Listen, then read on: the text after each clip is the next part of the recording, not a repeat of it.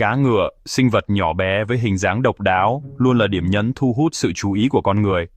Những sinh vật này không chỉ có vẻ ngoài bắt mắt mà còn mang trong mình nhiều điều thú vị và bí ẩn. Chúng ta thường bị mê hoặc bởi hình dáng kỳ lạ, cách di chuyển uyển chuyển và màu sắc sặc sỡ của loài cá này. Cá ngựa di chuyển bằng cách sử dụng vây lưng nhỏ để đẩy mình về phía trước, tạo nên những chuyển động nhẹ nhàng và duyên dáng. Tuy nhiên, ít ai biết rằng, ẩn sau vẻ ngoài đáng yêu ấy là một bí mật thú vị. Cá ngựa có thể kêu để giao tiếp với nhau.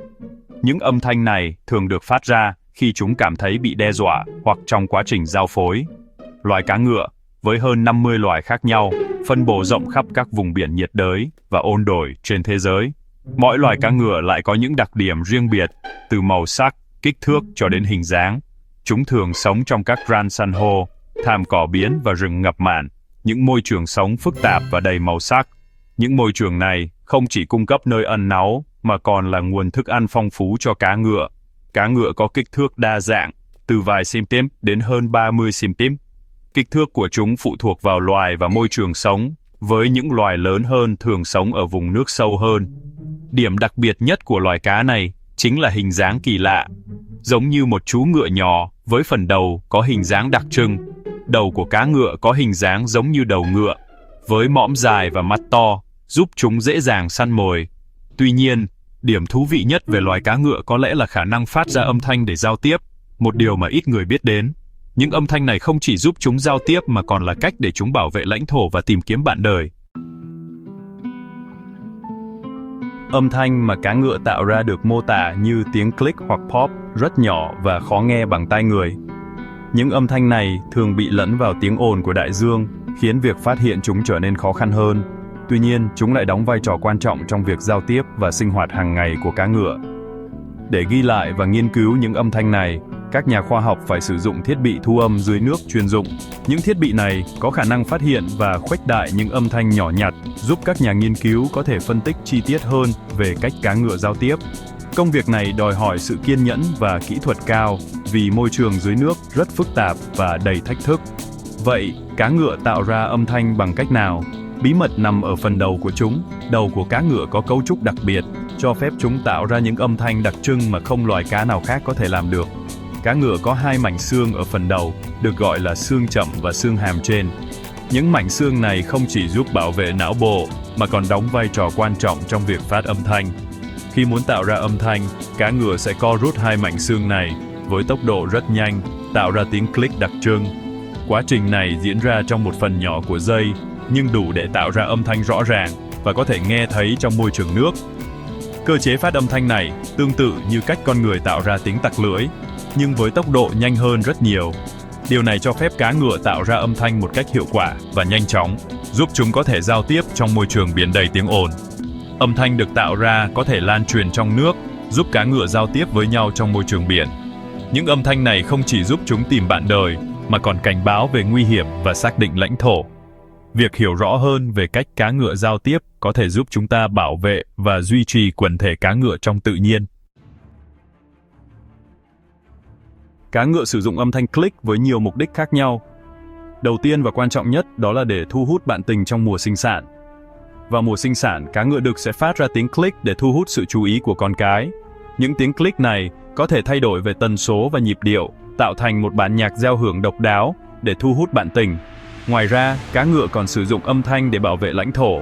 Khi một con cá ngựa khác xâm phạm lãnh thổ, cá ngựa chủ nhà sẽ phát ra tiếng click để cảnh báo và xua đuổi kẻ xâm nhập. Section bone, giao tiếp bằng âm thanh trong thế giới cá ngựa. Hãy tưởng tượng một rắn san hô đầy màu sắc, nơi cá ngựa sinh sống. Trong môi trường sống sôi động này, cá ngựa sử dụng âm thanh như một phương tiện giao tiếp hiệu quả. Ví dụ, khi một cặp cá ngựa gặp nhau, chúng sẽ thực hiện một điều nhảy tán tỉnh đầy mê hoặc. Trong điều nhảy này, cá ngựa đực và cá ngựa cái sẽ bơi sát nhau, uốn éo cơ thể và phát ra những tiếng click du dương. Những âm thanh này không chỉ thể hiện sự quan tâm và thu hút lẫn nhau, mà còn giúp chúng đồng bộ hóa động tác, tạo nên một màn trình diễn đẹp mắt. Section 5. Tầm quan trọng của âm thanh trong đời sống cá ngựa. Âm thanh đóng vai trò quan trọng trong đời sống của cá ngựa, giúp chúng giao tiếp hiệu quả trong môi trường biển.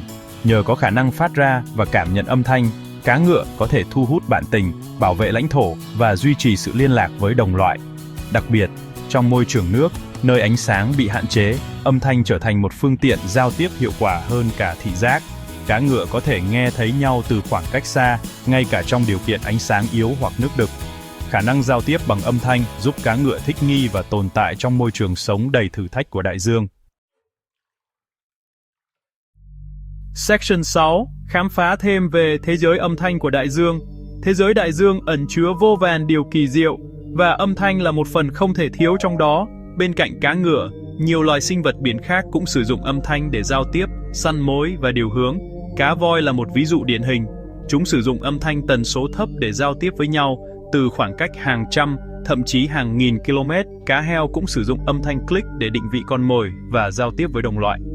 Việc nghiên cứu âm thanh của sinh vật biển không chỉ giúp chúng ta hiểu thêm về đời sống của chúng, mà còn cung cấp thông tin quý giá về hệ sinh thái biển.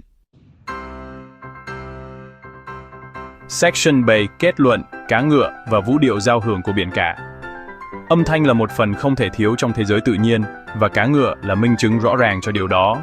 Những âm thanh nhỏ bé mà chúng tạo ra không chỉ là phương tiện giao tiếp mà còn là cách chúng khẳng định sự hiện diện của mình trong lòng đại dương bao la. Khả năng kêu của cá ngựa, dù nhỏ bé, lại đóng vai trò quan trọng trong đời sống của chúng, giúp chúng giao tiếp, sinh sản và tồn tại. Những tiếng click này có thể được nghe thấy khi chúng tìm kiếm bạn đời hoặc khi chúng bảo vệ lãnh thổ của mình. Mỗi tiếng click mà cá ngựa tạo ra là một nốt nhạc trong bản giao hưởng của đại dương.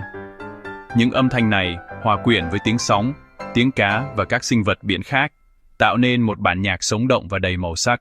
Qua đó, chúng ta thêm phần cảm nhận được vẻ đẹp kỳ diệu và sự đa dạng phong phú của thế giới tự nhiên.